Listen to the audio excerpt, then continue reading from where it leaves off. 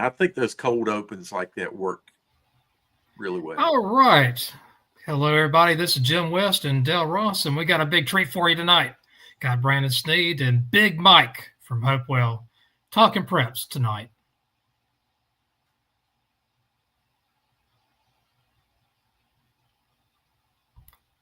Okay.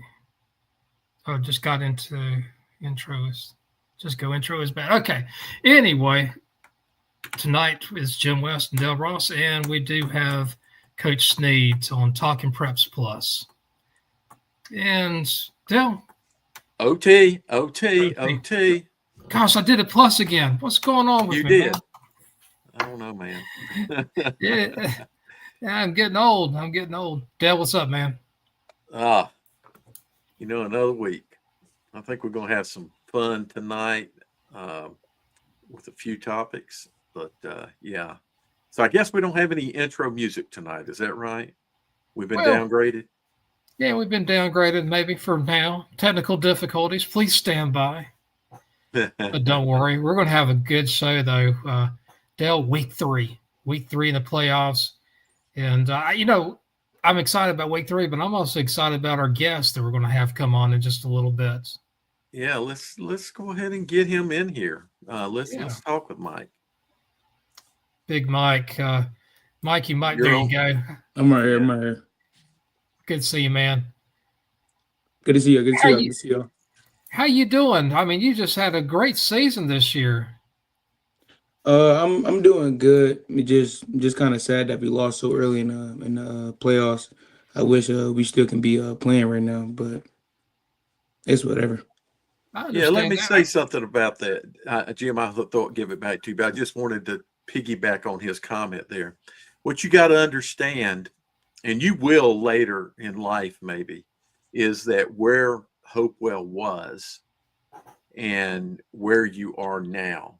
So these are like this season to a lot of us is tremendous for what you guys have done. It's a surprise, and it's the building blocks for bigger things. So your success, you did have success this year, and your success will lead to more success.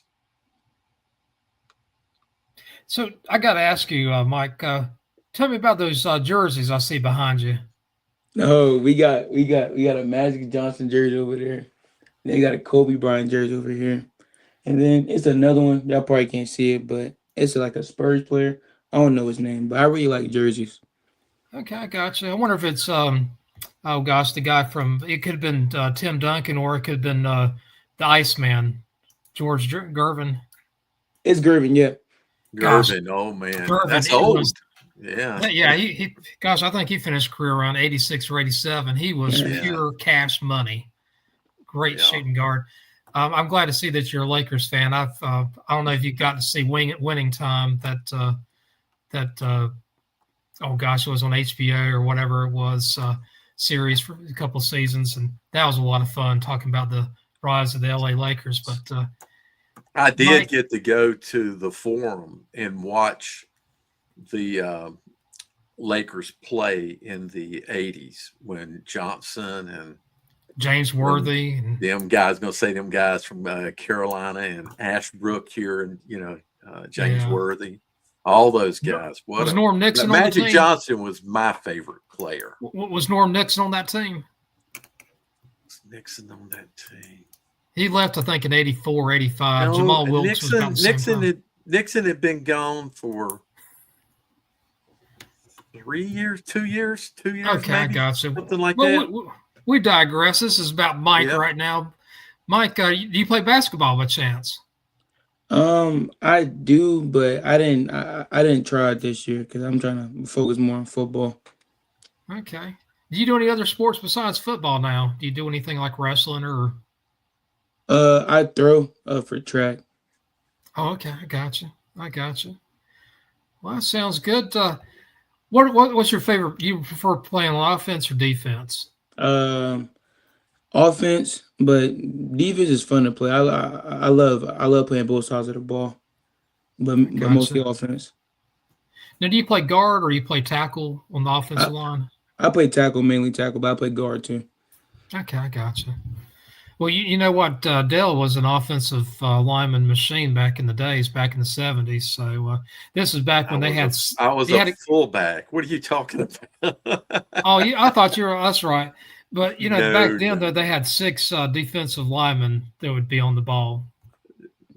no. Although in our offense, fullbacks, it depended. We ran a T and an I, so we had a red and a gray offense, and our gray offense was I, and really a fullback in an I formation most of the times is a lead blocker. So we were kind of like linemen.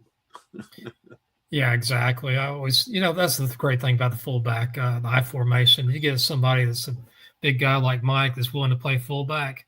Oh my gosh, Mike, if you have speed, I'd set up you on I formation and just run for people. But in all seriousness, though, you got the right coach there, Coach Sneed. Tell me a little bit about being a senior, extra responsibilities, help mentoring your fellow class teammates.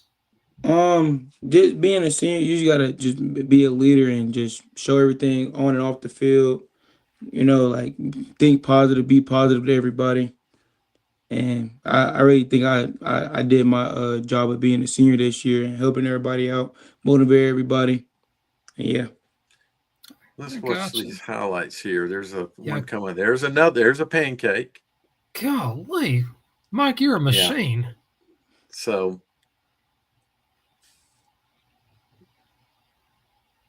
there's your down. This is a downfield.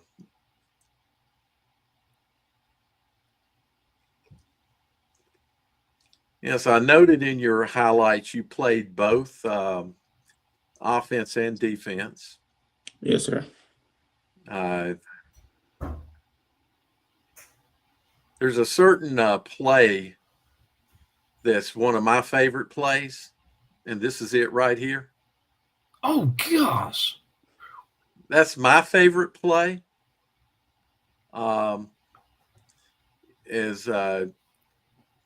another head coach was telling us back a few weeks ago, he thinks it's one of the most successful plays in Mecklenburg County. And for you to be able to get out on that play and lead that block like that, you got to have some feet to do that.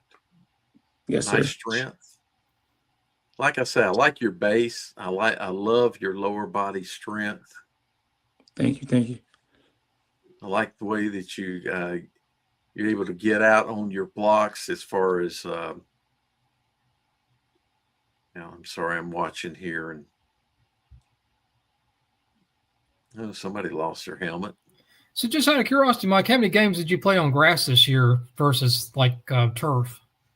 The only turf game, the turf games we played were, I think, Butler, Huff, and Statesville. And I think that's about it. That's about it. All right, so playing offense and defense, what I noted on your defense is on the defense side of the ball, you really did a nice job of gap control. Now, I don't know what your scheme is, but it looks like your responsibility is gap control. Is that correct? Yeah, that's what Coach Swag told me. Just to contain both A gaps and just go make a play. Right. So you weren't always pushing to get upfield. You were pushing to lock that gap down, and exactly. And from what I could see, you did an excellent job of that. You're a big guy, and it's hard for guys to move you around anyway. But so, yes, what positions did you play on the defensive line? Which techniques? I just played. I played nose guard and D tackle, and that's it. Okay. Which do you prefer? Nose guard. Wow. It's just I just love just playing. Well, playing nose guard is,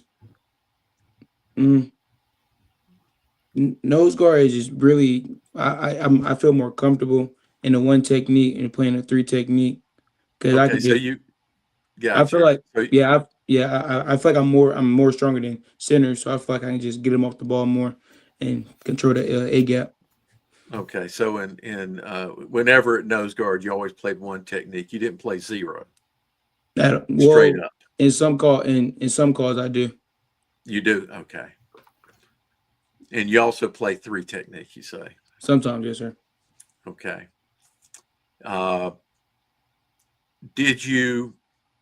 So in that sweep, you were at guard. You pulled from guard. How often do you play guard? Um, Um, and they don't shift you to guard when they're running the sweep. I hope just to run no, the that sweep, was right? no, that was just only that game, but uh, I mm, I really play guard, so like you'll probably see me like for a drive or two, and I'm back at tackle. Okay. And I can ask Coach Sneed this later, but do they ever pull you from tackle, or is it always from guard? Mm, I haven't pulled from tackle in a minute, Okay. so In a minute, I got you. That play you can pull from both, but most people pull from guard. I think the tradition of that particular offense that's being ran there is to do it from guard. But what are you So, thinking about for college? yeah. Are you wanting to play, or have you decided where you're going to go, what you're going to do? yes, sir. Well, right now I don't got any recruit. I'm trying to get recruited right now, so I'm trying to do my best try to get to college. But that's my plan A right now. Get to college and play football. So, my recommendation, and you take it how it is, but think about college first. Maybe try to combine that with, if you want to play, find a place where you might be able to play and walk on, and that might, the problem is obviously places that you might be able to walk on are going to be like D2 and D3, which can be very expensive if you don't get assistance. It's not like going to a D1 school where the costs are lower, but the competition to plays, being able to walk on at a D1 school is really tough. Especially not having some kind of groundwork underneath you, though. I think what I've seen in your highlights, you definitely look like you could have the potential to play up at a higher level. I don't know if I want to say yet D1 or not. That's I haven't seen enough of you to say that, and I don't know if Well, I'm the best judge of you've that. impressed me. I can tell you that much. Thank you, thank you.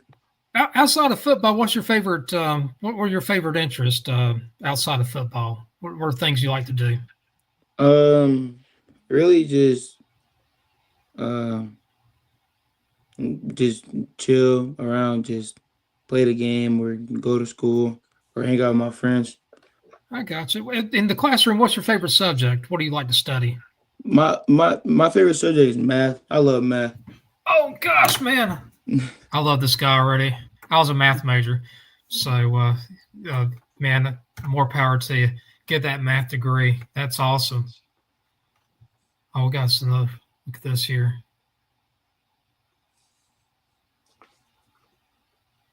These may be the same. I don't know. Do you ever get down? I'm going to say probably no. You never find a 3-point stance, do you? Never. Even at guard, is that right? Never. I'm always in the two. Okay, gotcha. I noticed that in the highlights, and it's really become common for tackles to not. See, when I played, everybody was in a 3-point stance except for a tight end. But I didn't see any of that, so I was kind of curious if maybe at guard sometimes you might. But a big guy like you, I wouldn't. Yeah, I, I'm I always in the wouldn't try two. to. Yeah, I wouldn't try to get you down there. None of you guys actually get in the stance, do you? You all are in the two. We're all in the two. Everybody's in the two. Okay, got you. Well, you have, in my opinion, though, I don't know You've got a good, from my understanding, you've got a former Butler guy coaching you at line. Yes, sir. Coach Cam, Coach Taylor. Yeah, exactly. And Coach Sneed's a really good offensive line coach too. Yes, sir. He's probably better. He might be one of the best I know. So you've had a lot of good coaching to be able to help you along. What are your grades like in school? B's normally. Gotcha. B's. A's too. Okay. Yeah. Yeah, there you go. That's good. One of the first things that popped into my head, though I don't know if it's hard to get into, but when you said math, I thought, well, maybe a Davidson or something like that. But Davidson's pretty expensive. They could probably use a player like you. So, oh gosh, I mean, he impresses me. He's got the talent. Mike, I think you can do anything, man. You just you're the real deal. I love seeing those clips about you on the football field. You look like you had a lot of fun this year. I did. I enjoyed my time. I enjoyed it. I enjoyed it really. Good. Well, I think I've got everything for now. Yeah. Well, Mike, I appreciate you joining in here, man. If there's anything we can do for you, just let us know. We want to promote high school athletics, and to be honest with you, you're one of the best interviews we've had this year. I appreciate it, man. Thank you, guys. Thank you. Thank you for having me. We will share your highlights. I will. Yeah. Jim will. Thank you. We'll try to help get some more people to take a look. Well, that was Mike McCollum. I tell you what, you'd always think about Napoleon McCollum from Navy. You remember him? I do. Yeah. Golly, he was another stud too. I say what? Let's get Coach Sneed on here if we can.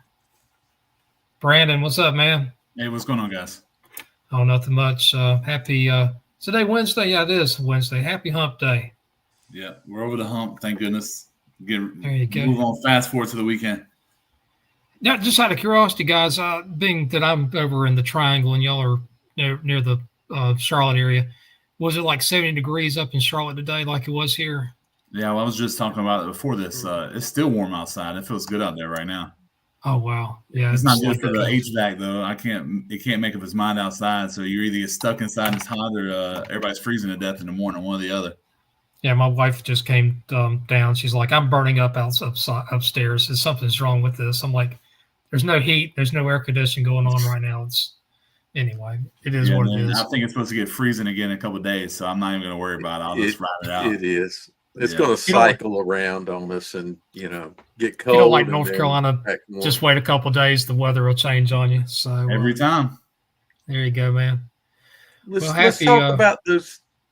Happy Wednesday. Let's talk a little bit here. Yeah, let's talk about those stats a minute that we just had up there. Brandon, as long as I've known Hopewell's, there's not a lot of history of being great, having great teams, right? So as I was telling Mike, you got to really look at what you've done this season compared to where you were at. And I'm not surprised running the offense. So what is your base offense? It's sort of a cliche thing to say now, but I guess I'd have to say we're multiple as our base because we do just a lot of different stuff. We run a lot of, I guess, what most people call spread concepts. Coach Entis, our offensive coordinator, came from Hickory Ridge, so sort of that flavor of what they were doing at Hickory Ridge. There's going to be a lot of different. We run a lot of probably more so the empty sets and things like that than most people do. So we'll go truly like spread out, but then we also go back to what some people call the Butler wing tee or what I'll call the Shuford wing tee. And that's what I call it, but that sort of flavor. And probably one of my only regrets of the season is we didn't really go to that till much later in the year. We didn't start it till about halfway through the year. I do regret that, but that's about the only regret I have. Barry Shuford, he's a legend. My most underrated coach in Charlotte Mecklenburg history, without a doubt. So Mike and Hales both call it Shuford's offense. Yeah. So. Well, if Hales calls it that, I don't feel any pressure to call it the Butler wing tee then. Yeah, no, they all note the origin of that particular brand of the wing tee. I don't know if y'all, I'm sure they've heard, but have you guys ever heard the origin story of the Schufer wing tee? I have. Okay, yeah, the class sitting in a history classroom at Independence High School, drawing up on the notepad when he was supposed to be teaching a history class. That's where it came from. Mm-hmm. And that's where the bulldog come from too. They're still used it to this day. Art teacher at Independence drew it, which is funny when you think about Butler and Independence, but that's where it came from. That's awesome. Yeah. Did you see the interview we had with Mike on here? Have you seen that? I have not. So just to give you a little backdrop, at that West Charlotte Mallard Creek game, Mike and I got to talking, and I've had this conversation with Mike when he was at A.L. Brown. This was probably about 3 years before you went there. And I'd asked Mike what was his favorite play then. And 28G. He told me, huh? 28G? Yeah, he's like, buck sweep without question. 28G. Buck sweep, exactly. He's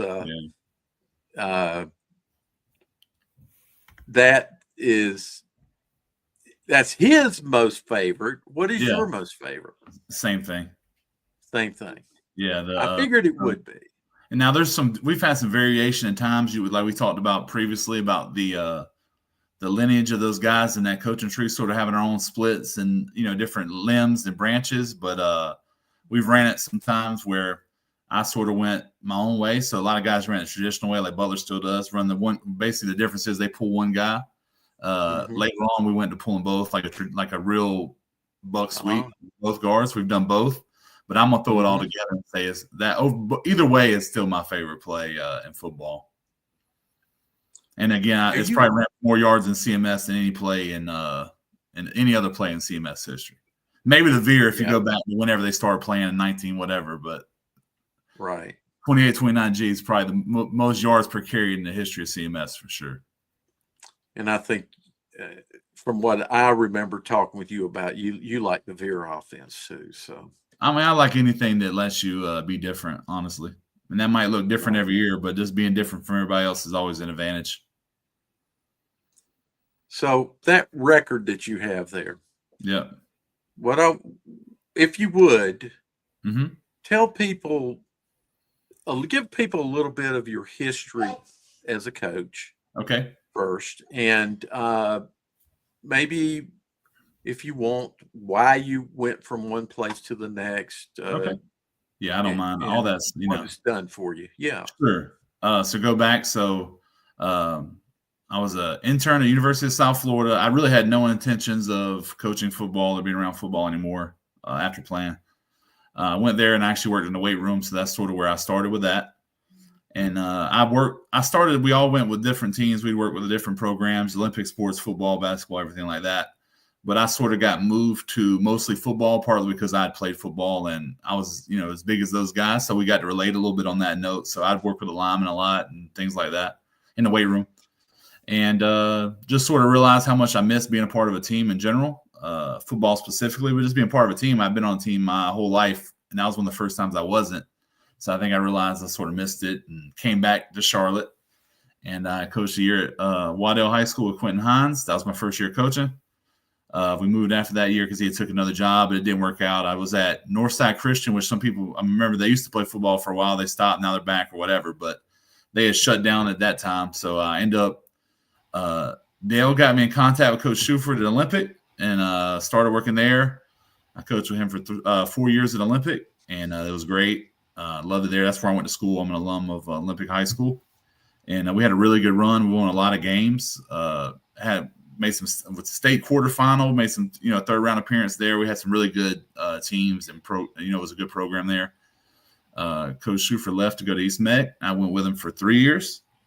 And that was probably I've reflected a lot on my time at East Meck this past season because it was a somewhat similar situation. East Meck had been really bad before we got there. I think they had won one game the previous 2 or 3 years, and it was sort of a project. and I reflected on that a lot this past season. We actually got to be pretty successful. So East Mac, we won 6 games. We beat Butler. It's probably one of my favorite games ever as a coach. We won, I think, 6 2 years in a row. And then sort of a twist of fate, I guess. After that, I actually went to Butler for a year after that to work with Coach Hales, the offensive line coach there. Part of that was just, you want to keep what you're doing. You want to always progress. You want to always be, sort of going to the, getting better as a coach. I've always been ambitious, I guess you would say.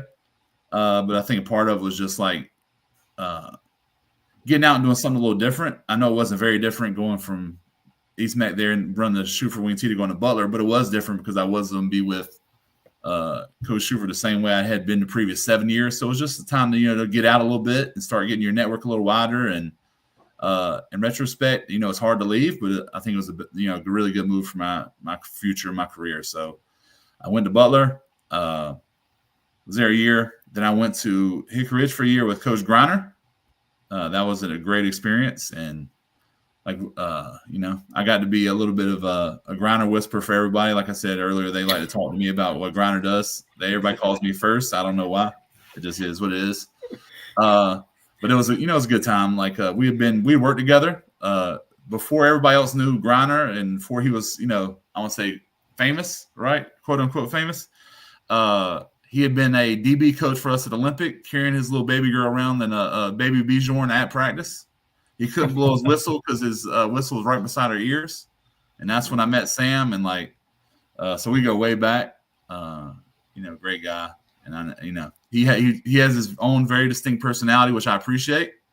I like to be different. I don't mind being different and being who I am. I know he's a definition of being who you are for sure. So, oh yeah, I always love Sam for that. And it's, good people. Dale, I got to ask Dale, look at Brandon real quick. I want you to think about the 1960s, the LA Rams. Who does he look like? Yeah. You know who I'm talking about, don't you? Yes, Brandon, you know who I'm talking about? Absolutely not. Merlin Olsen. Okay, I do know Merlin Olsen. I didn't think I had enough of a beard to be Merlin Olsen, though. I didn't know. Man, your voice is not as – he had a more of an inflective voice, but your voice is not that far. But that beard and the eyes – and even the hair looks so much like Olsen. Now, look, that's a compliment, man. I'm a fan of like the old school stuff, and I growing up, I used to love the NFL films, videos. We get the little VHSs and stuff. But even then, I'm familiar with Merlin Olsen, but not enough that I could know if you're telling the truth or not. I'm a little too young for that. Yeah, trust me. Maybe our producer can get a picture of them and put the two of you next to each other. But hey, being compared to Hall of Famers is not a bad thing. You got that right. The big one now is this is funny. I don't think so at all, but I've had multiple, especially little kids. They come to me and ask me if I'm Jason Kelsey now. That's the big one right now. Oh, really? I don't see Kelsey, man. I don't either, but I think it's just the beard and being really big in person. They probably just think yeah, that's yeah. I don't know, man. I think if I had a choice to look between Olsen and Kelsey, I'd take Olsen every day and twice. Well, I don't think the kids know Merlin Olsen though. They just see a 6'5". He looks like an office lineman. They're like, yeah, okay, maybe he's him. There was somebody. I don't think it was Olsen, but it was somebody in his age. It was asked. He had an opportunity to coach and an opportunity to be announcer, and he said it was really easy. Being an announcer paid like 4.5 times more than did coaching. So you didn't only had to work a few hours a week as opposed to all the crazy hours. Sounds like a smart guy. Yeah, exactly. We know the current pay situation for us, as we've all heard very very much lately. Well, just out of curiosity, did I wanted to just ask you about the CMS, about the ticket restrictions. Were you impacted at all this year? So, I guess I'd say, fortunately and unfortunately, I would love to be in games where they felt like that was necessary all season, but we didn't get impacted during the regular season. We didn't really have a situation where we were considered one of those high-profile events. And, it's not – I think there's negatives to it, obviously, so I don't want to say it like that. But I wish – and one of my goals is that, in the next year or two, we'll be in a game where they'd have to consider making restrictions on how many people could go. That's the sort of a goal for me. I want to be in that kind of game. Where people won't be so bad and there's so much of a fear that there might be too many people here, it might be too chaotic. That's what I want to create. That'd be great. I'd see that as a win for sure. The problem, Brandon, is we don't really know why they are doing this or did this. To me, it looks very much like it's a geography thing, right? Because it's been the schools that have been impacted have been Olympic and West Charlotte, right? And West Charlotte more than once. And what is their number with West Charlotte? How many games do they end up having affected by that? So the Independence game. I knew that one. That was the first one, correct? The Independence game. Yeah, that was West Charlotte's first one. Now the first game to get impacted. Yeah. So Independence, North Mecklenburg, and then this past week the Providence game by moving it to 6. Now they gave them an option of move the game to another site, another location, play at 7, or stay at West Charlotte and play at 6. So that even kind of narrows it down to you're targeting the West Charlotte area. Right. So I don't know that you want to necessarily be in that kind of a situation because my thoughts more of this thinking. I wanted to be where they could think it'd be too many people there to be, that's what and that's the end I'm looking at it. Like I want to be where they're like, we got to figure out some kind of accommodations to make this work. That's what I would like for my kids. I got you on that. That's the biggest game up to today in Charlotte was the Huff Myers Park game.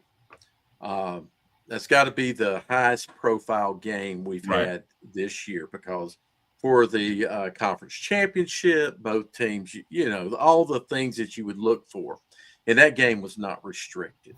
Right. The West Charlotte Myers Park game this Friday night will be just as big as far as profile. Right. And I would think it'd even be bigger just because of when it's happening. I mean, it'd be the third round. Yeah. And I don't know, but I went off last week about why things were done and the perception it looks like it's racial, quite honestly.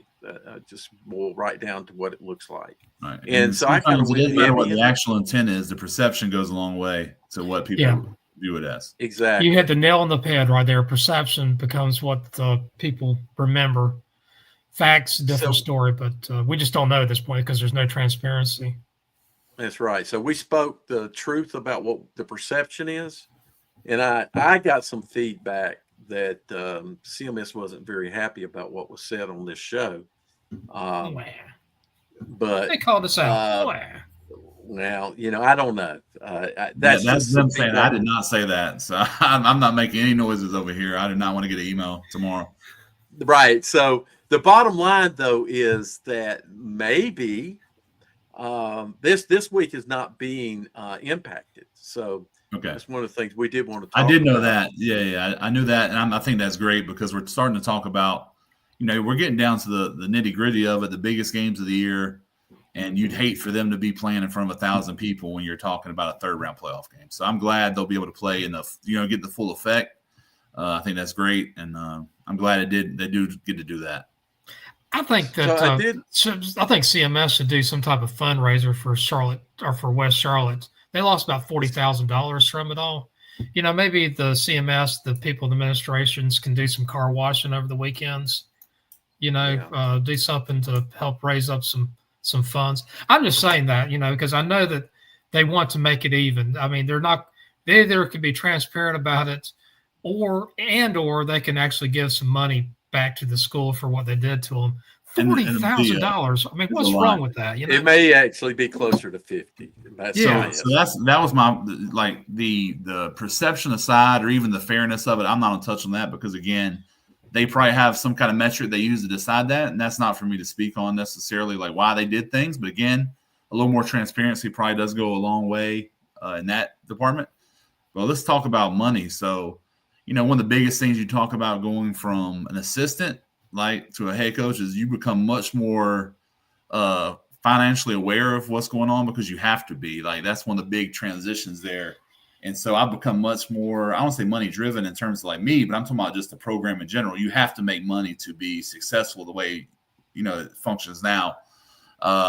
between having the nicest uniforms, that's providing the best experience for your kids. You want to do all those things, and that's also how you keep your kids, at your school. Like, we all know how it works. So, like, being a desirable program requires money.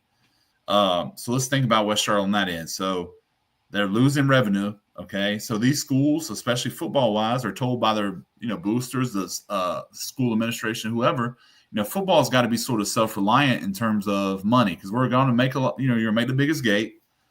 We need to sort of handle our own fundraising. We need to make money from the gate to pay for a lot of other sports or other things in the athletic department. And honestly, I think it gets lost to the casual observer how much everybody else depends on us to make those gates. Mm-hmm. And I don't feel like this necessarily took that into account, when that's a big part of high school sports in general. We are very self-reliant as sports and CMS. We're not one of these like counties we're not obviously not single school districts or anything like that where they're pouring money into one school. We need these gates to sort of be the programs we want to be. And I just hope we didn't lose sight of that in these sort of restrictions. That was my big one. Money definitely lost sight of it. Now, going back to my time on the Booster Club at Olympic, we had the issue of when David was on JV, he was playing in jerseys that had holes in them, and they were hand down from varsity from I forget how many seasons prior, but they had been worn not just when you played, but I think probably even before. Yeah, I'm sure from even way before I played. Exactly. So we had an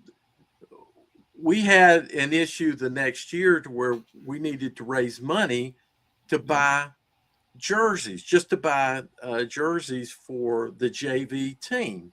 And the hurdles we had to go through to raise money, at Olympic at that time, it was very difficult, as it is, I'm sure, at Hopewell and other locations. You don't have big gates that are helping to fund things. You have to go out and actually raise money. Right. So when you have opportunity to have big gates to bring in money and have them lost, that was, I think, without question, that's going to impact that program, that school, all the other sports. It's going to impact them deeply this year. Yeah, so I'm sure Sam will find a way to make it work for them football wise, because they are very high profile right now. I know he has supporters outside of the school itself, but think about the sports that aren't really pulling in money themselves. You think about softball, you think about maybe some other women's sports, especially basketball. Probably do okay again because that's a very basketball forward school. They've always been successful. They'll probably bring in gates. But think about like the women's sports and other things we talk about equality in terms of male and female sports. What has that done to some of those sports? That makes it a lot harder for them to function, because I know their gates are going to provide their uniforms in rotation. So a lot of people might not know how sort of it goes, but most places you get uniforms new per like the rotation of the school. So it might be, let's say it's a year for softball to get new uniforms. Well, they just lost all this gate money.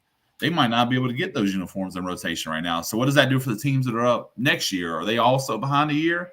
Like, how long does this negatively affect their athletic program? That's a great question, and probably a study and forward thinking a little bit that we can look at after this season.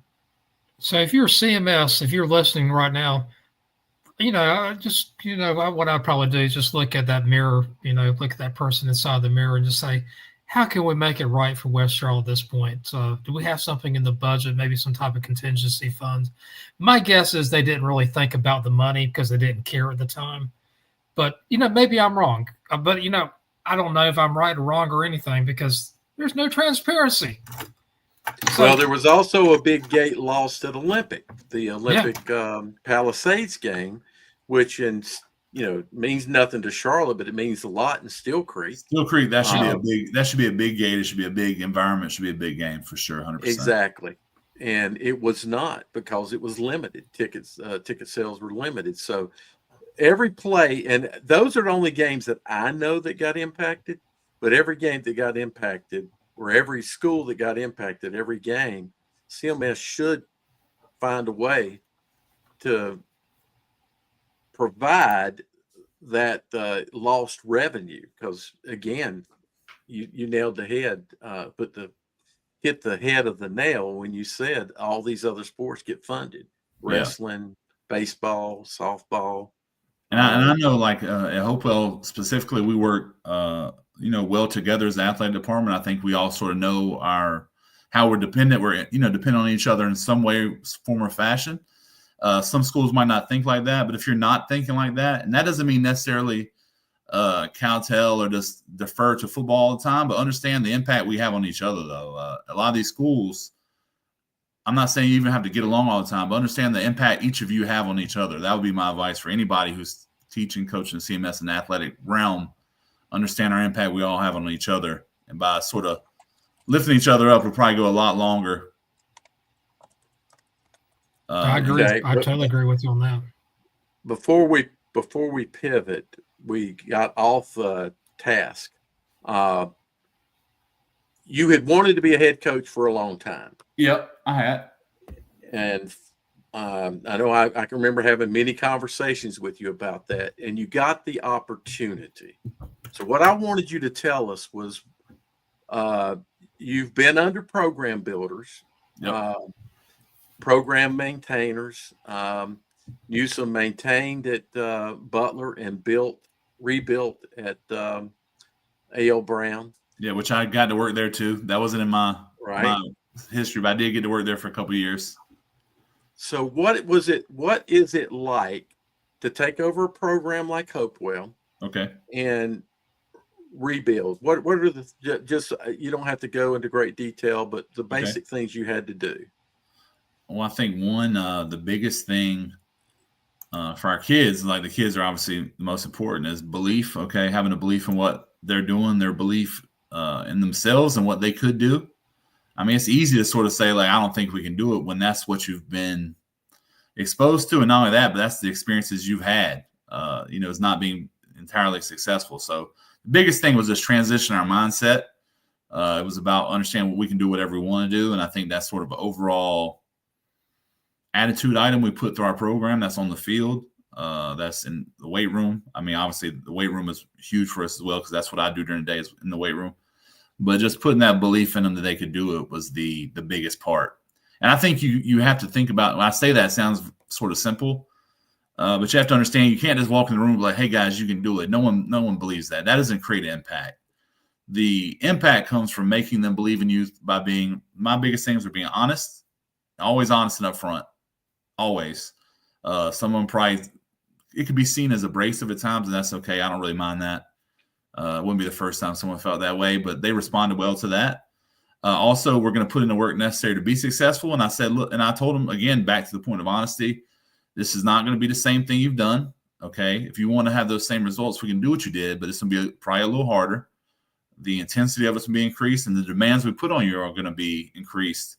And they responded well to that. And then, so that starts to get positive momentum. And then, I want to make sure that, everybody understands all wins aren't quantifiable. We can't quantify all our wins as, the record, because 4-7 is not good enough for me, obviously, and what I want to do.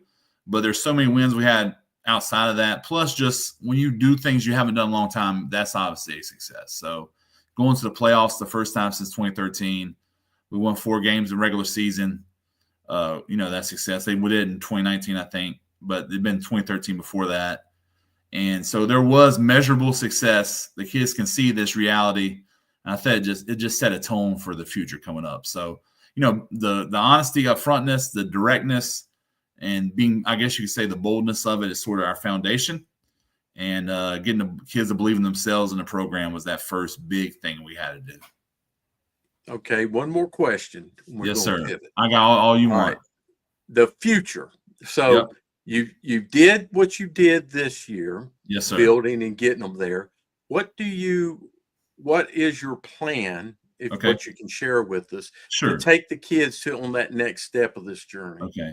Well, the first thing is a big help for that is we're going to bring back a lot more returners than we did this past season. We only brought back a couple guys that really played meaningful minutes. So we're going to have a lot more guys that are coming back that have played. So that's already a big step. Our continued time in the weight room will be big. I have 95% of my guys in weight training during the day. I think that another year of being exposed to the weight room, the way we do it, and the way we want to do it, will be bigger, stronger, faster. That always helps. I think football is a big, strong, fast game. I think experience in doing what we do, familiarity in terms of offense and defense will be higher. And then it's a little easier to ramp up the intensity now in terms of I can be a little bit more demanding now because I'm not selling a dream now. I'm selling results that we have. So I have something to back it up now. So even if you're always honest and the kids believe you, when there's like results they see, it's a little easier to tighten the screws, I guess you could say. And we've already started that process. So we're going to take what we did. We're going to build on it. We got a lot of guys coming back. And now it's time for me to sort of tighten the screws even further. And, the big thing for me, and I mean, I guess I have a couple main points we talk about, is getting guys back to Hopewell are supposed to be there. That's our big thing. So we have a lot of guys. I know like I said, I know who they are. I know where they play now, and I'm all for doing what's best for you. I'm not saying that. And I want guys, if they feel like somewhere's that much better for them, then so be it. That's great. I'm going to make my program as good as I can where you don't want to leave. But if you didn't ever give us a chance, or you're playing somewhere else, and you're supposed to be at Hopewell, we want you back where you're supposed to be at. And I think that'd be a huge step for us because there's lots of guys that don't play for us that should be, that would make us a lot more successful. And that's one of our big sort of agendas or points on the agenda this offseason is getting them back home. Like, come on back. That's it. Get bigger, stronger, faster, get our guys back. There you go. More time in the program, that makes a big difference. Oh, absolutely, 100%. We played a lot of young guys, so I'm looking forward to seeing them sort of develop. Well, Coach, we're going to go over some of the playoffs. You're welcome to stay with us. Yeah, I'd love to. Okay. I'll try to be completely non-biased and, but I'd love to join in and listen to what you guys had to say and contribute what I can. Dale, I was wanting to play an old game of ours or a game of mine. I called it Sane or Insane. I'm going to give you my picks and in the margin. You tell me if I'm sane or insane, okay? You remember that game? Oh, yeah. Okay. So if we can maybe go to the maybe the 1As or whatever, get those scores up. I know Wilson Prep and Kip Pride are playing this weekend. That's going to be a really big game in the East. And although everybody's been talking about Wilson Prep, nobody's talking about Kip Pride. I am going to go with Kip Pride in this game. I am picking Kip Pride by 4. Sane or insane? Well, I think it's a sane pick, although I like Wilson Prep. And that might be a biased statement because kind of like my thoughts with Thomasville and Kings Mountain and, other places that are letting me down. I kind of have that same latch on to Wilson Prep. So I think it's a sane pick because it's certainly a sound pick. I think Kip Pride from a power ranking in the Max Preps, I think they are the top power rank. So it's actually not an insane pick at all, Jim. I think I would go the other way. I got you. Northside Northside Pinetown and Beargrass. I'm taking Northside Pinetown by 17. Sane or insane? Sane. Okay. It could. I don't know. Could it go more? Brian, Brandon, if you want to sane or insane about any of this, do it. Sure. Now I'll tell you right now, especially in the bubble I live in during the season, my knowledge of Beargrass charter football and some of these schools is not great. I do know I'm more familiar with Wilson Prep and the success they've had, so I do know about them a little bit. And I know they've been very successful, and they always have some very good runs, or especially in the regular season. So they also score a lot of points. I did know that. I knew that part. So Gotcha. All right, Jim, keep going. So my next one, East Columbus and Robbinsville. Yeah. The one thing that's insane that's going to be over a 6-hour drive for East Columbus.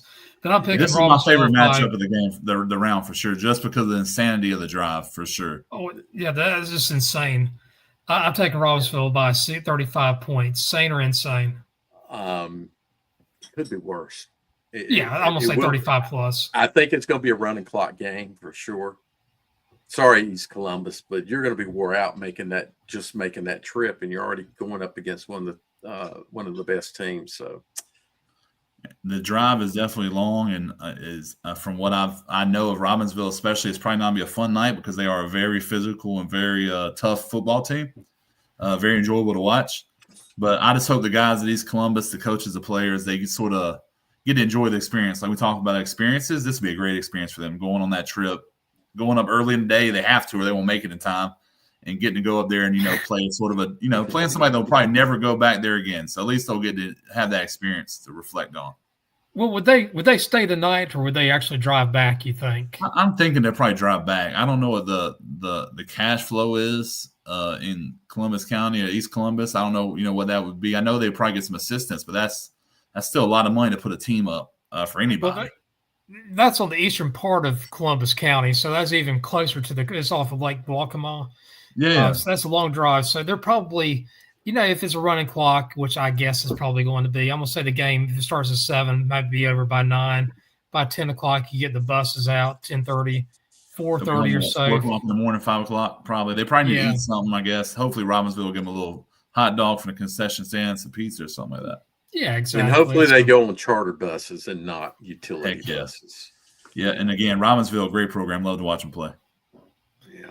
So we'll go whenever we get a chance. We'll go over the 2A. 2A's got a lot more matches here. Community School of Davis and Murphy. I think that's going to be a great game. Everybody's talking about Community School. They beat Swain County like a drum. Beat them, I think, close to 50 points. I'm still going with Murphy on this one. I think Community School of Davidson might have the most talent. They're playing at Murphy. It's going to be I think it's going to be probably a tough atmosphere. Maybe not as cold as usual this time of year, but I'm taking Murphy by 4. Sane or insane? That's I think that's the same pick. I'm back and forth on this game, Jim, myself, as far as who I would pick. I think Murphy's probably a slight favorite. Being at home, environment, great team. But I think Community School of Davis has got a really good team too. So I think it's the same pick. I'm just not sure yet who I pick. I'm leaning towards Murphy, but. Okay. So Murphy's another one of those teams I think a lot like Robbinsville, where I'm like, man, I love to watch them play as a football coach. I think they're, really enjoyable, great coach team. Community School of Davidson, there's a certain connection there because their home field is about 3/4 of a mile from Hopewell High School. So I drive by it a lot up there. So they also have a very good football team. They've got good quarterback play right now, which is key. And I don't know which way I'll go about it. They're 2 very good football teams. So the next games here, I'm going to go ahead and do the next 3 altogether. I have Corvian by 13, have Mountain Island Charter by 5, and I have Starmount by 28. Any sane or insane picks there? 14.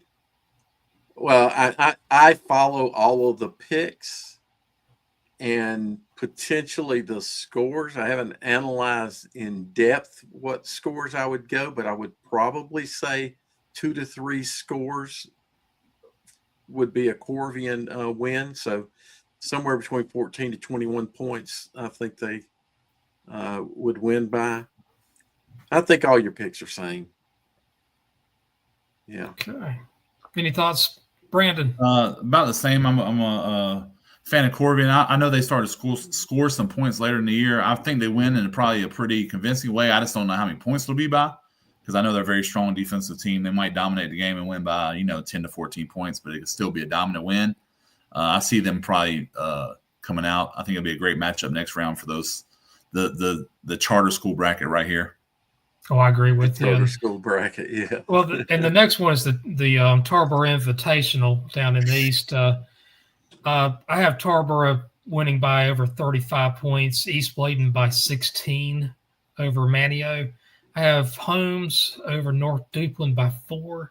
And Warren County, I'm taking them by 23. Any insane picks, Dale?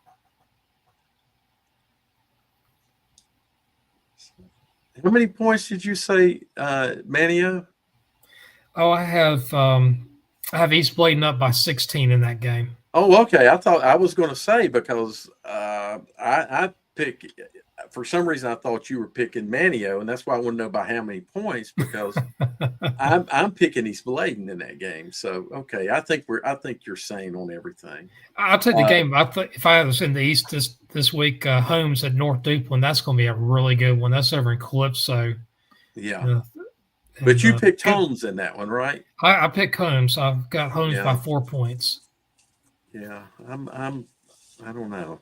For some reason, that's the one I probably. I think I might have to disagree with you on the Holmes and North Duplin. So I don't know if it's insane, but Holmes is another team. We're talking about some really good coach football teams, which I, as a coach, enjoy.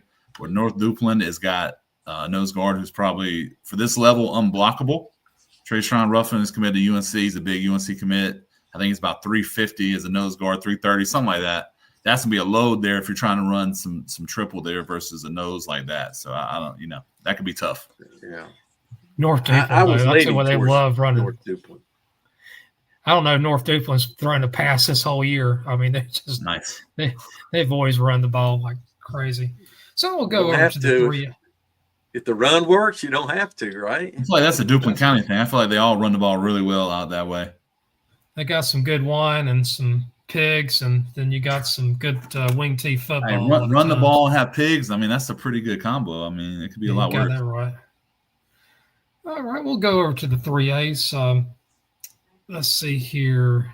Once it pulls up, here we go. I'll tell you what, we're going to do with the East this time because that's how I have my scores. I have James Keenan winning by 20. I have Martin County winning by 12. I have Pasquotank squeaking by 2. I was going back and forth on that one, but I'm taking Pasquotank by 2. And I'm actually picking Pender. I'm taking Pender by 11 over Northeastern, which might raise some eyebrows. I'm going a little bit edgy on this East. Any sane or insane picks here? See, I would pick Kinston, but I'm expecting that will be a good game, so I don't think anything's insane in what you said. It's the same pick. It's the same pick. I like Kingston as well. They have some very top shelf talent, especially receiver at Kingston this year. Kingston could be probably my pick there. I don't know how was it Pasquotank? That's probably about as I could probably mispronounce that as much as like Worcestershire sauce and that. So you did right, Pasquotank. You pronounced it properly. Yeah, well, only because I heard you. And then I like Pender County as well, 10-1, and then doing it for Burgaw. So going out that way, I always root for Pender County a little bit. Tom Means, he's been everywhere. He was over at Orange High School, which is about 5 minutes from my house. He was at the Albemarle High School back in Stanley County where I grew up. He's been everywhere. So in the West, my picks are Mountain Heritage by 7. I do have Shelby by 12. I took Walkertown. We love having the S in Walkertown for some reason. Why is it still there? Exactly. Walkertown by 10. And I'm taking North Stanley by 7. And maybe I'm a little bit of a homer since it was an 89 grab. But I'm taking North Stanley by 7. Any insane picks, Dale or Brandon? Well, I don't see anything insane, but I do kind of like Lincolnton. But I don't know. You said 7 points? 7 points. I can see the game being a one-score game. All your picks are sane. I'm just going to say that. I'm going to say everything's sane. West Davidson's pretty good, though. So, that was be my comment. Whoever wins this game aside, North Stanley coming at 10-1 and West Davidson 9-3. That's a great season for those guys, especially and I was thinking about this earlier with South Davidson. Man, what a year for those Davidson County directional schools that have struggled for a long time. There's a lot of wins out in Davidson County this year. Yeah, Brandon, when I was at North Stanley back in 85 through 89, 85 through 88 football season, we won 6 games on varsity and lost 34. So not until 2013 that when North Stanley went down to 1A that they had started going to playoff after playoffs. So gotcha. Yeah, so not North Stanley, but I have my family. One of my grandmother is from Locust and near West Stanley, so I have a little Stanley County connection myself. So. Okay, I got you. Yeah, Locust. I didn't go there much when I was a kid. I was over. I don't know why anybody would, honestly. No offense to Locust, but there's not a lot to go see in Locust or anywhere else in Stanley County, really. Yeah, I agree. I mean, Mara Mountain. That's the reason place to go there. Baden Lake, but 65,000 people, 25 surnames in Stanley County. So we'll go to we'll go to 4A and see if we have any sane or insane picks here. All right, I'll start with the I'll do the West this time. I got Brevard squeaking by 3. Might be surprised by some people. I'm taking Maiden by 2, and which is a little bit surprising there. I'm taking Pisgah by 6, and I'm taking High Brighton by 7. There's got to be an insane pick there, Dale. Is there an insane pick? You picked Burns? Is that what I heard? I picked Brevard by 3. Oh, you picked Brevard, but it's a tight score. It's going to be a tight one. Yeah, Burns is a good program, but I think Brevard's really. Yeah, I don't see anything insane about that. I think that Maiden Newton Conover game is going to be a really good football game. You picked Maiden there. Yeah, in the regular season, Newton Conover won that game in overtime. Yeah, but, so I think Maiden has they're a little bit more balanced than Newton Conover on offense. And that's the reason I think it's going to be another tight ball game, score kind of ball game. So I think all your picks are sane. I think it's going to be interesting watching Stuart Kramer though, because they really did surprise me at least, and I think you too last week. So, well, I picked Kramer to win that game last week. So. That was but not by that much. Not by that much. No. Yeah. No, I thought it was going to be like 3 or 4 points. In the East, I've got Reesville by 25. Central Davison, who plays an ugly version of the double wing, but they are very good at it. I've got them winning by 15. East Duplin by 5 or by 6, and West Craven by 20. In that West Craven game, that might be 27.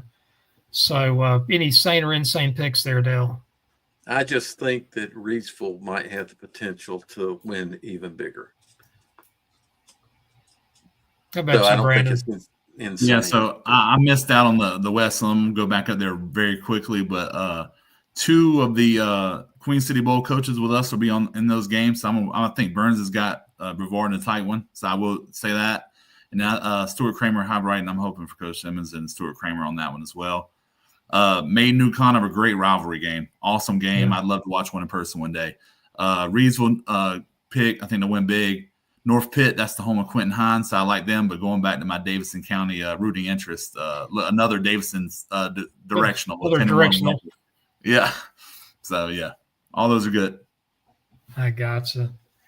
All right, we'll go over to 5A. Is Central really a directional, though? Because that's kind of true. It's not a cardinal direction. It's more of a suggestion, I guess. Yeah, exactly. It's just kind of there. All right. East Lincoln and Crest, I have gone back and forth on this, but I am going to go a little bit edgy. I'm taking Crest by 4 in this game. I'm taking Hickory by 13 over Franklin. I am taking South Point by 10 over Monroe, and I'm taking J.M. Robinson by 18 over Oak Grove. Yeah, so same picks.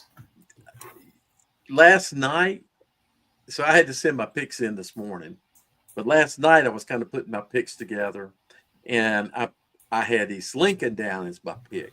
But when I got up this morning, I thought about it, and what I sent in for my picks, I selected Crest.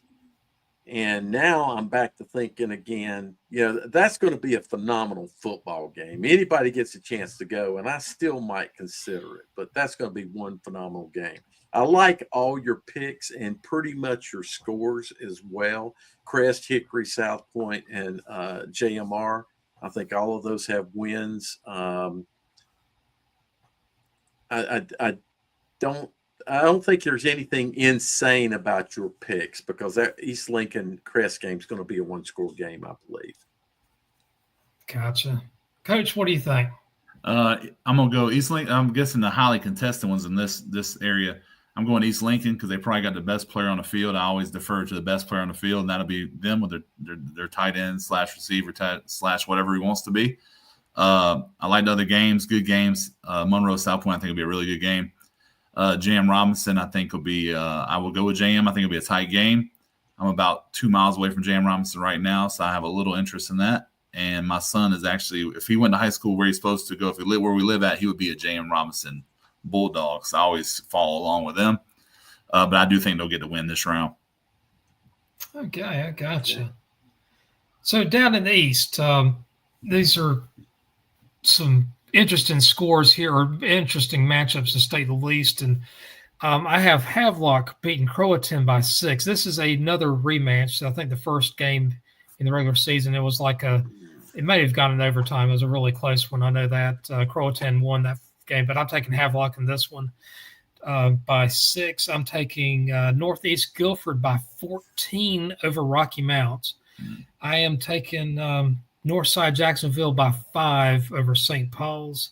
And I'm taking Hunt by a touchdown over Southern Nash just because I think Hunt's defense is just a little bit better than Southern Nash's defense. Same insane pick still. Well, if you're insane because I pick Croatan versus Havelock, but I think that's a 1-score game. So I don't think you're insane because it can flip, I think, either way. But I'm picking the other way. Gotcha. Otherwise, I've got Northeast Guilford, Northside, and Hunt. I love the Northside Guilford pick. I think it's sort of great what they've done as a new coaching staff there, and I think they've done a tremendous job. It's good to see them making this run there.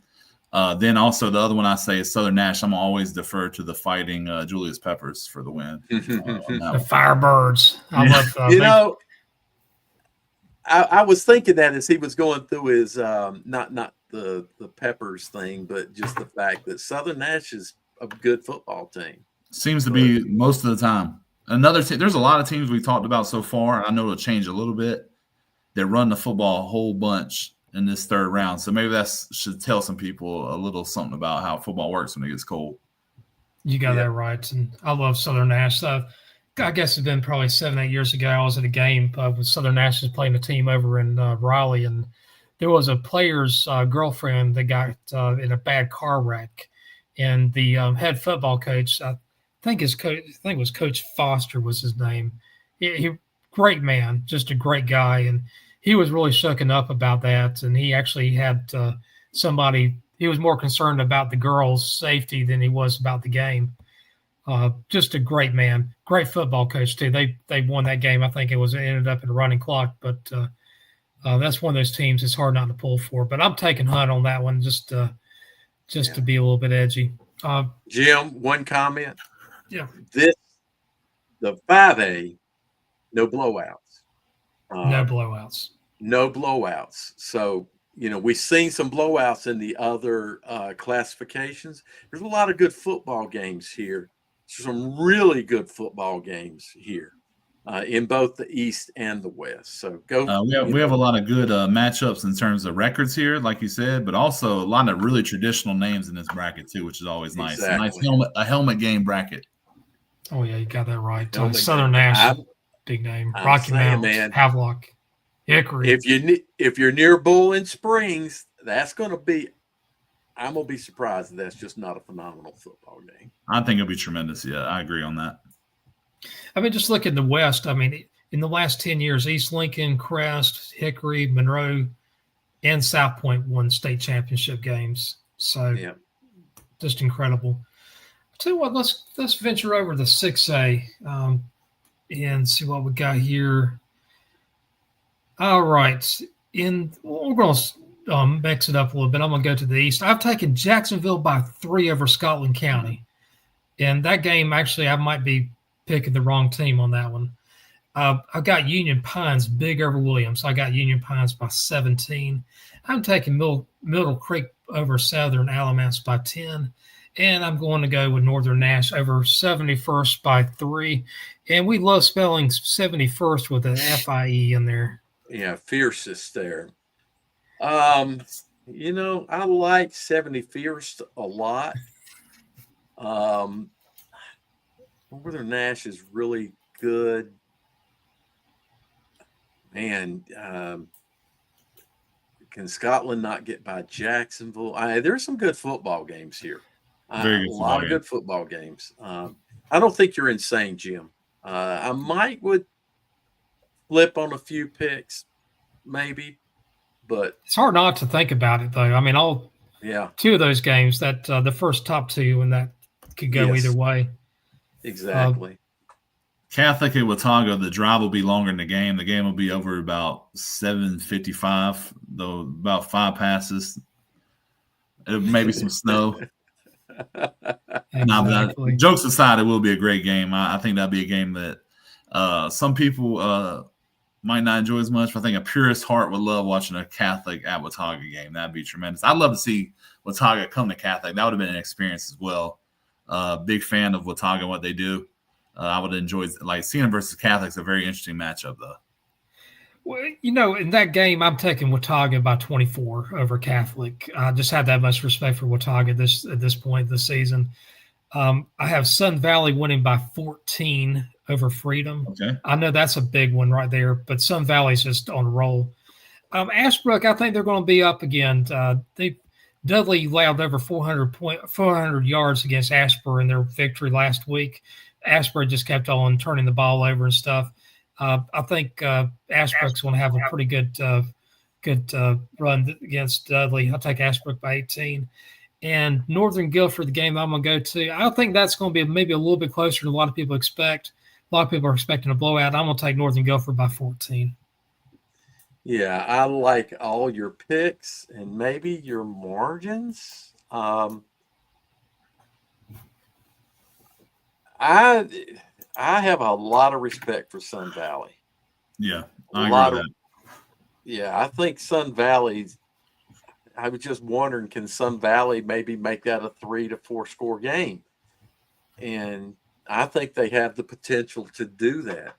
No disrespect to Freedom, but that's an explosive team, Sun Valley is. So I think those guys are doing a tremendous job with the program in general. Coach Smith and those guys have done a tremendous job. I knew they thought they would have a very good team coming into the year, and it looks like that was true.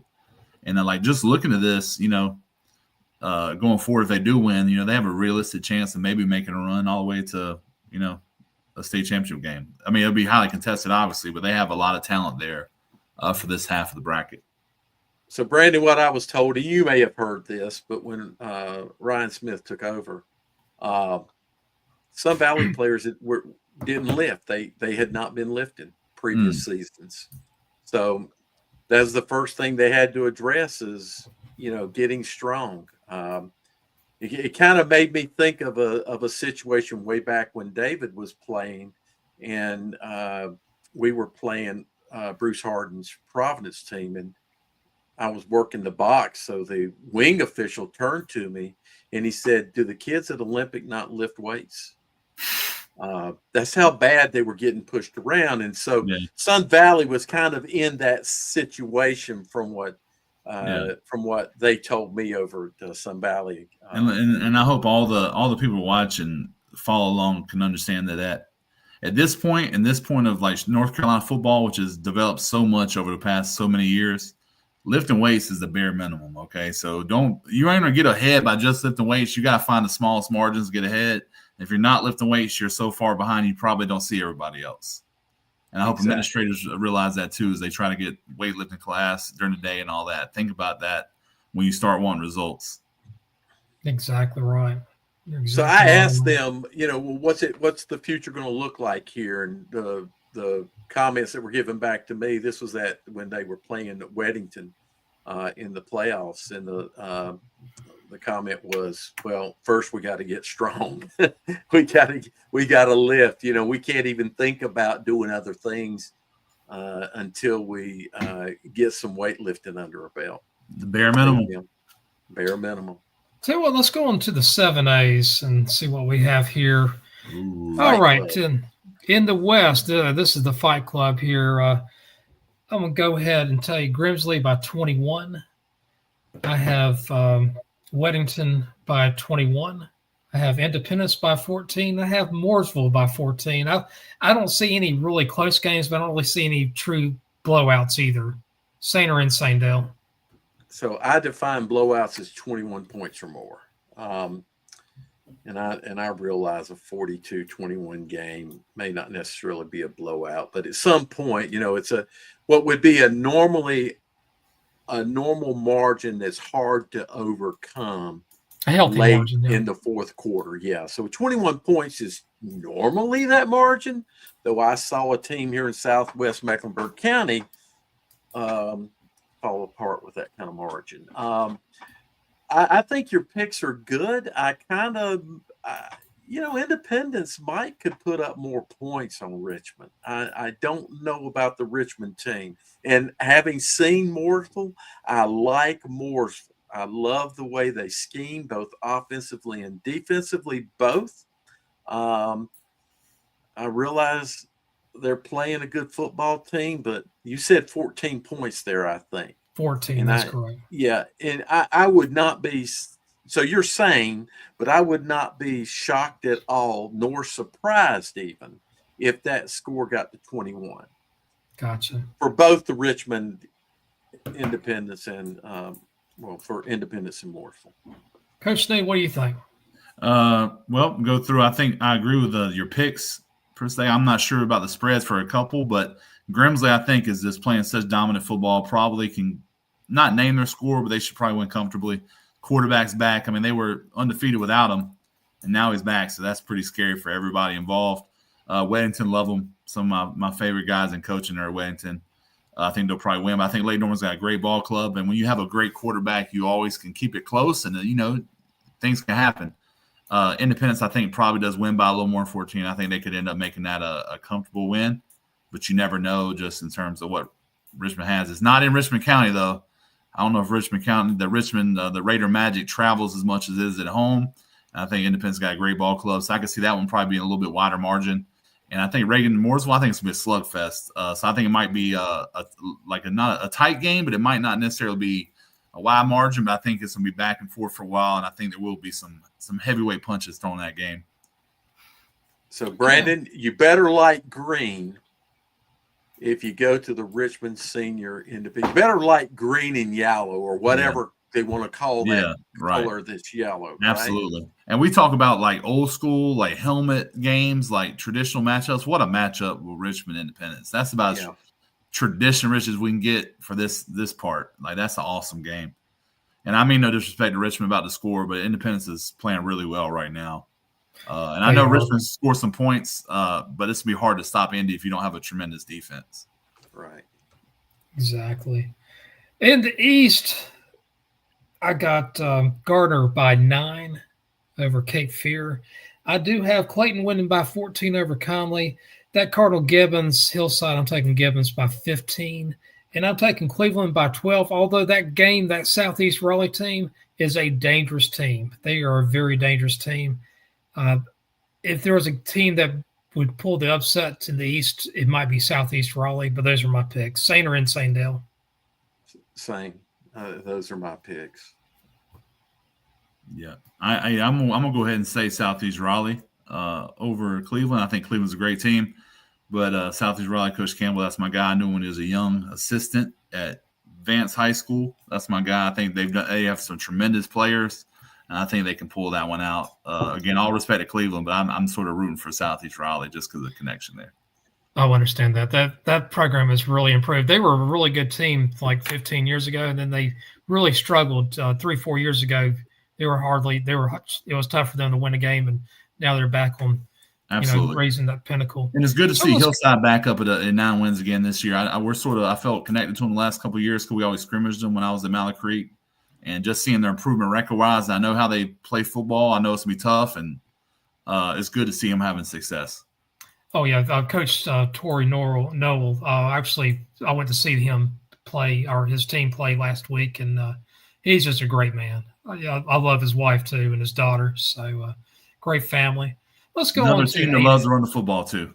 Oh, yeah. You got that right. It doesn't matter if it's Pamlico, Newbern, or now over in Durham at Hillside. Jim, this is the NCISAA third round. Oh, this right here. Yeah. It's the we got the association ones up here now. No. You hadn't been following along with what Hales has been calling this. Okay, I got you. Because you see that the fonts are bigger now because yeah. It's all the buys that they're getting, Brandon. He The Hells is double like, buys. See, that's yeah, what he's he's like, the kind of, he can say things that nobody else will say because he can always just step away whenever he wants to, so he can just speak freely. So that's the beauty of being a short timer, I guess.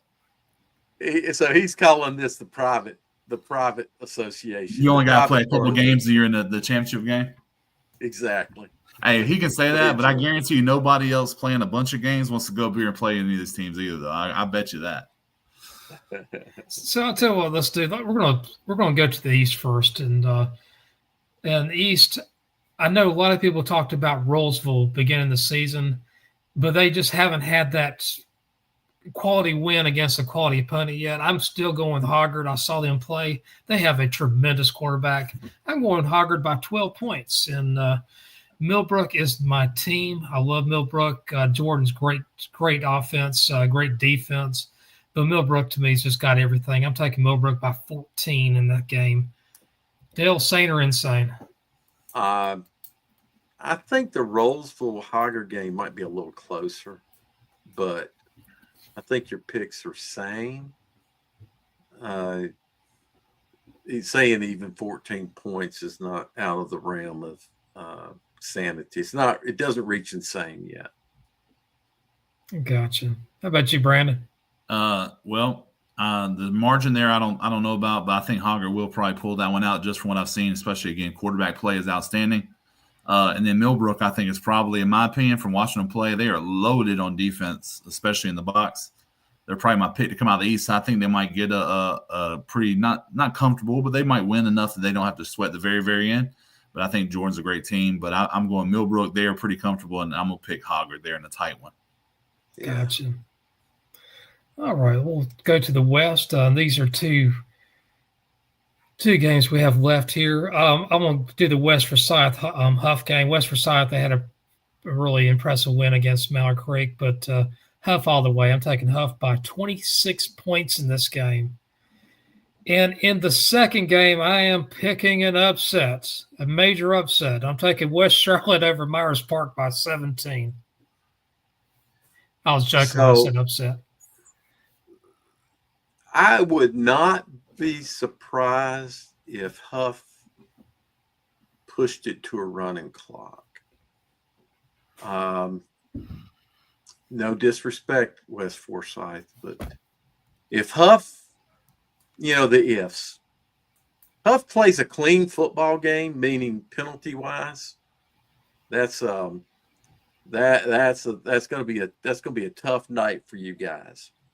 The West Charlotte Myers Park game. So I think your pick is sane, Jim. Sane Jim. But it wouldn't surprise me if it found its way to creep up a little bit higher. That Myers Park West Charlotte game, I was at the Myers Park Huff game. I know what Myers Park has the potential to do on defense. That defensive end is phenomenal. Have you had a chance to see him play, Brandon? Kid going to Notre Dame. Yeah, they're in our conference. So I got to see them all. Oh, that's right. So you got this. That's right. This bracket is our two of our losses here. So yes, I'm familiar. Yeah, that's right. I'm sorry, I forgot about that. Yep, new conferences. Myers Park's problem in that Huff game was finishing. So they finished with field goals instead of touchdowns and got themselves in a bad situation. Quarterback got knocked out, and then the wheels came off the cart for them. But they played phenomenal defense. West Charlotte's defense is just absolutely, man, that's a strong defense. 3 pick sixes Friday night. One of them got called back. Probably shouldn't have been called back, but 3 pick sixes and a shutout. And I see that defense playing great again. This game, I don't think this game is going to go quite like the Huff game did, meaning that into the fourth quarter, it's a nail biter, and Myers Park is still in range. So yeah, there's an upset with West Charlotte here. Yeah, sure. yeah. West Charlotte's going to upset Myers Park by 17. That's my song, and I'm sticking to it. Okay, Coach. Yeah, so this one's again, I got two of our conference foes here, so our conference is looking real good in this bracket right here. So I'm proud of that. Good for those guys, great guys, Coach Baker and them. So I'm gonna talk about the West Forsyth Huff game first. I think Huff is a win it. I do think there's gonna be a little bit of a body blow effect going on. Like I think Huff will wear them down a little bit, and I know the West Forsyth crowd and their fans and the team is excited. And they think they have a shot, which is great. And I know they've been talking a little bit, which is always fun. And I'm gonna tell you what, watching them last week against Mountain Creek was the first time I got to watch them thoroughly. And their defensive line is very impressive. Okay, just as good. We're talking about anybody else, like the guys at Myers Park. I mean, West Forsyth's got Georgia going. Defensive end going to Georgia. So don't think they're gonna get out there and get bullied. They're not gonna get put. They won't be just accepting defeat for sure. They have some guys, but I think overall Huff's talent is probably unmatched in terms of depth of it right now in North Carolina. And I think they win. And I think it will be a little bit. These are both heavyweight fights to me. Measuring up in the middle of the ring, there's not gonna be a lot of flying around, all that kind of stuff. They're gonna line up, look at each other, and throw some haymakers. But I think Huff will pull it out there. And I'm not gonna pick the Myers Park West Charlotte game. I'm gonna abstain from that one. Yeah. I got to tell you what happened to me at the Myers Park Huff game. I'm on the sidelines, and Ben Garrity was there, by the way. Okay. And I'm talking with a guy that interfaces with us on Twitter, etc. And I don't know the AD at Myers Park, so it could have been the AD. But guy comes down to me. The ball is at the other 35-yard line, and so I'm still on this side of the 50, down, just standing on the inside of the box. Maybe. Okay. What game did you say this was? I'm sorry, I missed the first part. This was the Huff Myers Park game. Oh, okay, Huff Myers Park. Okay. So he comes over to me and he says, You got a headset? And I said, No, I don't have a headset. Why? He said, Coaches say they hear you on the headset. I'm like, what? And you know me, that's one, integrity. I'd never do such a thing. Yeah. But two, no, I didn't have a headset. And he kept telling me, well, they said they can hear you. I said, I don't know how they can hear me. And it just went on and on. So not yet, Jim. We're gonna do the picks. But anyway, let's get the picks up. This week's picks. Yeah. Okay, gotcha. So these are the picks. Yep. Mooresville, yep. Indy, yep. Sunfeld, yep. Langston matched me 1-for-1. What did Nate do? Nate, West Charlotte, Mooresville, Indy, Sun Valley, East Lincoln. So I'm gonna tell you, there's two of them picking East Lincoln, and I'm back and forth on that one. And South Point, Gary's picking Monroe, and so did No Limit. You and Chris picked the same teams. They were cheating off each other. That's all. They were looking at each other's paper. Well, I see what I picked. All of them. Me, Chris, and Langston picked the same teams. So we all have the same picks. The other guys have a deviation. Well, most of y'all, I mean, like Gary's the same way except for Monroe South Point. The game that I would have done is throw in like Burns versus Brevard. I think that game you might have 3 going one way, 3 going the other. That one's going to be a really good one. And Burns is, I guess, in the Observer area too. So. Yeah, it is. Because I mean, it's right there in with Crest and all those guys. It is out of the area. Okay, out of the area. That's out of the area. These are targeted towards where the readership is. Where the subscriptions and all are.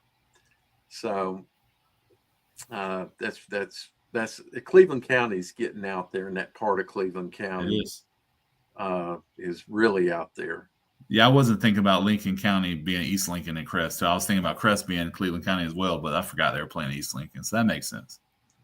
Yeah, exactly. So East Lincoln is that's going to be a good ball game, Brandon. If I was going to a game, I would probably go out to East Lincoln and Crest. I think that'd be a great game.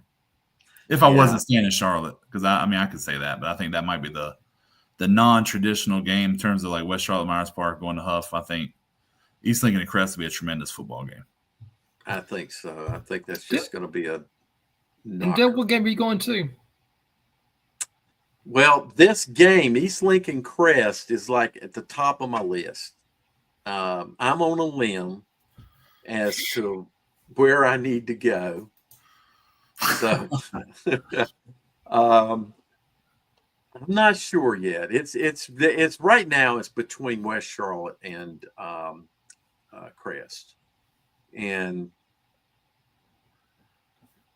Bowling Springs. Put a dude rag on. Wouldn't it be cool to put a dude rag on Dale's head?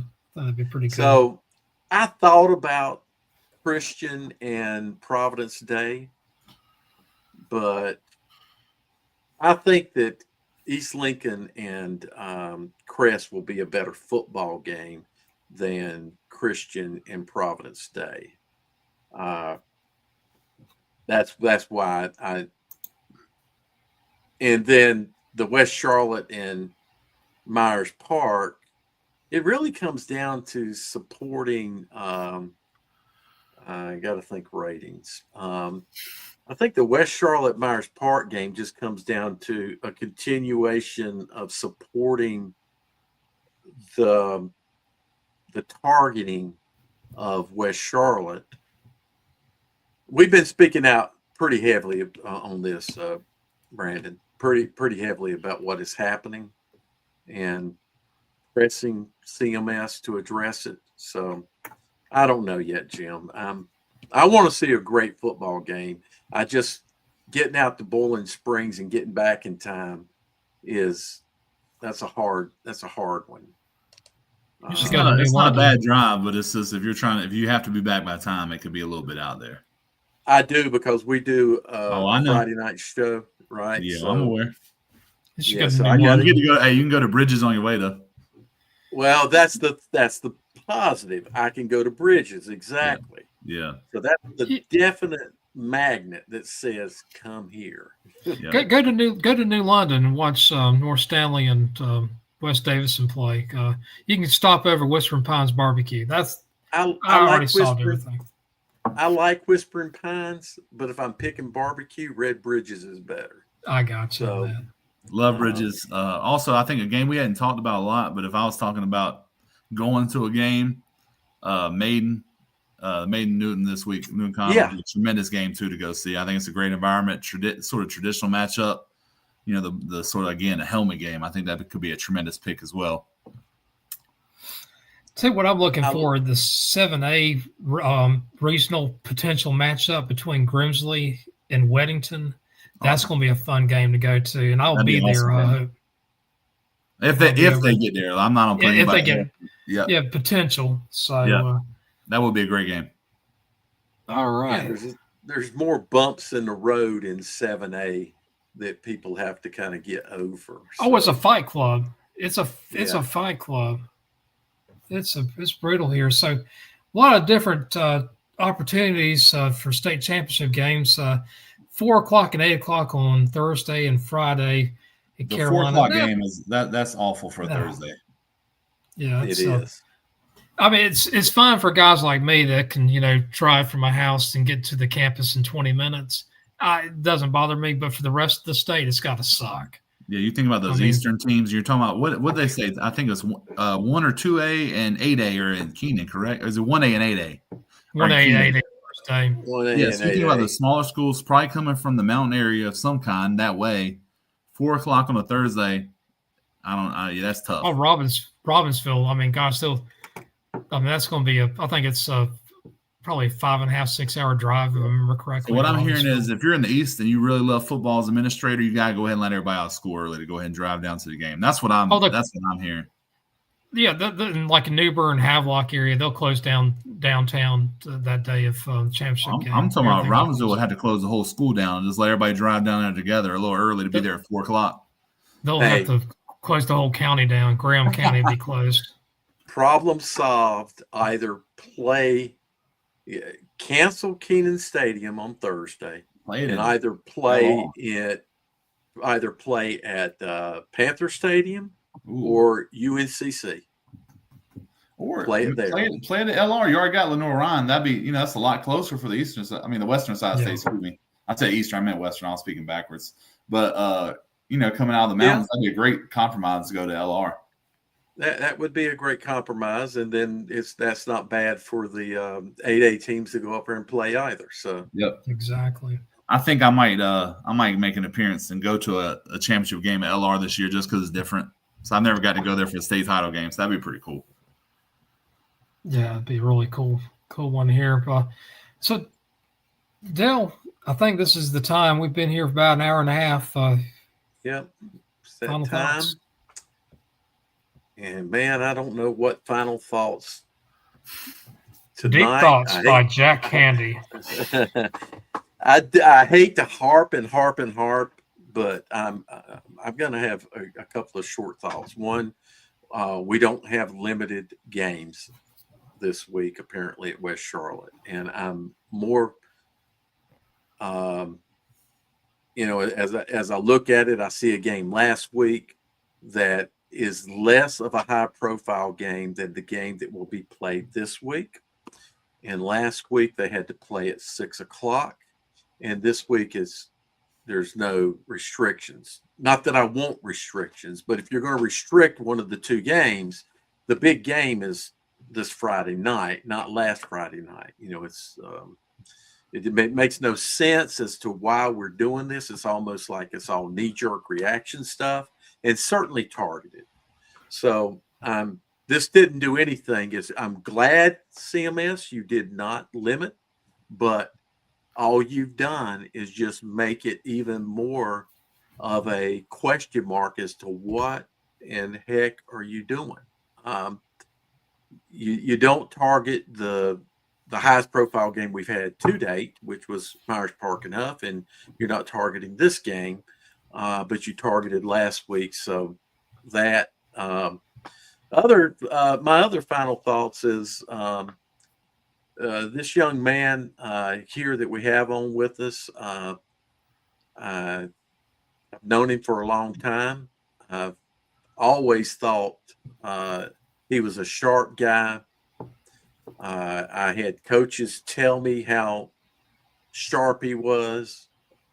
I saw a coach turn over the reins of offense to him that you would not know to ever turn the reins over, period, because of how sharp he is. So my final thoughts for tonight are I'm glad to see young people that have a goal, and he's wanted to be a head coach for a long time, that I know. And it was all about how is he going to be able to make that happen. And here he is, he's made it happen. And he's turned a program. He's helped start the turnaround of a program that needs to be turned around. And who knows, can maybe take it into some prominence. So really my thoughts are, as with always, I like to see people set goals and achieve the goals. That's why I go on Friday nights to watch players and coaches. I watch coaches as well. It makes me feel good to see coaches achieving as much as it does seeing a kid achieve on the field. So really that's my final thought my final thought. There's so many ways you can get up with us over the next week. Monday, Tuesday, Wednesdays, Fridays. This Friday, 11:30. I know it's going to be late for a lot of people, but you wouldn't believe how many people stay up to listen to us just banter about whatever on our minds. Usually we're just so tired and in a stupor, but people seem to enjoy us doing that. So and this is Talking Preps OT. I know I keep on calling it Talking Preps Plus. It's some type of mental defect I have among many. My limitations are limitless. Oh gosh, where it's wrong, Jim? I thought about this last night, and I'm like, really, games are played on Friday night. We come in after the games. Isn't that OT? So it's OT part 2 or something, maybe the second overtime. Jim, I'm going to tell you, on Friday nights, I usually can't get to sleep until about 5 in the morning because I'm so hyped up.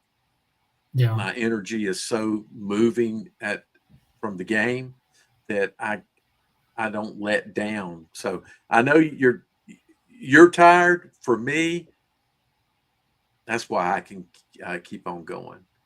Brandon, you can join us on Friday nights too, you know. Hey, that was really my real goals here is just to start. I want to get the invites to come back. I want to be like I want to be the next Sam Griner. That's my goal. I want to be invited all the time to talk. You want to be the next. You know who is really good at this, and that's Joe Evans. Well, Joe's good at a lot of stuff. So Joe's a great guy, a great football coach. So yeah. So Joe has actually been on the show hosting as well, and we had him on a few weeks ago. The new Talking Preps OT co-host. You know what? I got no problem with it. You don't want to be the good next person. Jupiter was really good. So just agree on that.